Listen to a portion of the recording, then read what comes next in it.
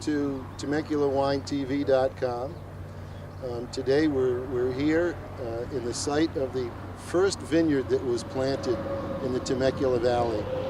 And that vineyard was planted in 1968 by Vince and Audrey Cilurzo, who are here with me today in the original spot of the planting.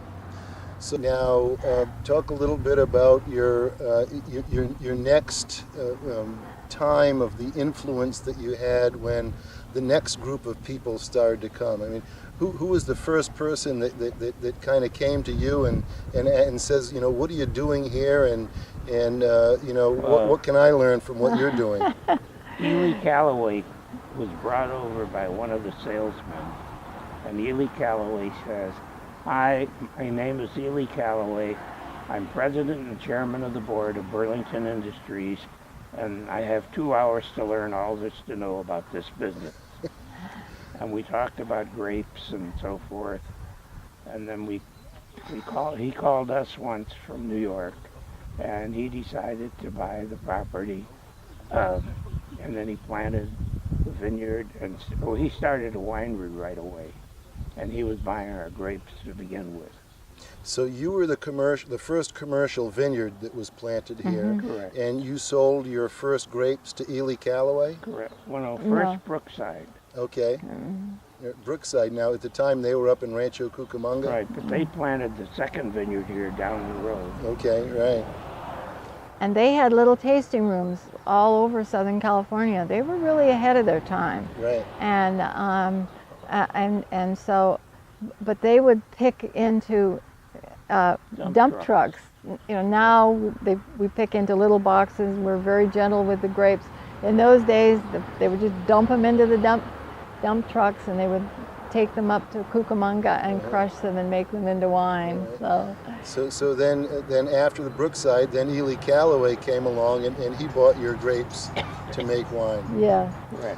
Okay. Mm-hmm. Now, when did you first make your wine? And well, we planted the vineyard in '68, and we started the winery in '78. And the first we grew grapes for 10 years. Yeah. And the first wine that we made was Petit Syrah.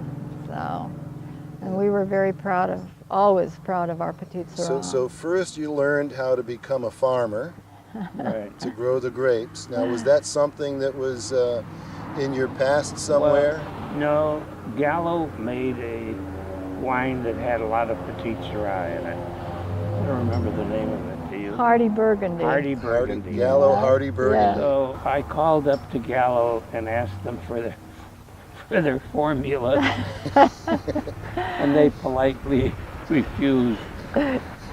So we made up our own formula. So, yeah, we were so new at it all in those days, but you know, we took classes at UC Davis, and we read every book on wine and grapes that there was, and you know, when your money's on the line, you better learn in a hurry, and we did. Right.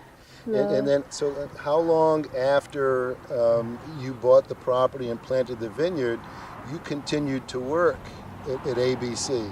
I continued to work in TV. I worked at ABC for, 25 years, and I was lighting a lot of the ABC shows. I was doing Frank Sinatra specials. Frank Sinatra took a liking to me, and other shows would come in, and they'd say, well, if he's good enough for Sinatra.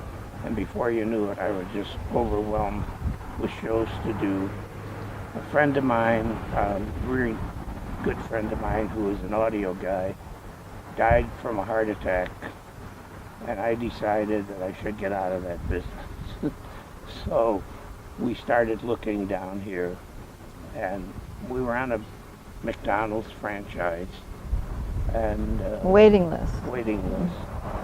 So that's how it all kind of. So the McDonald's franchise was going to be your investment. That was going to be what you were going to get involved with.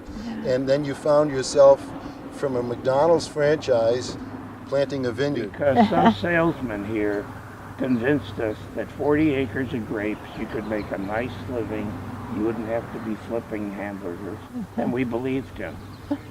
Truth is that it wasn't true. Yeah. So, and that was a real estate salesman. Yes, right.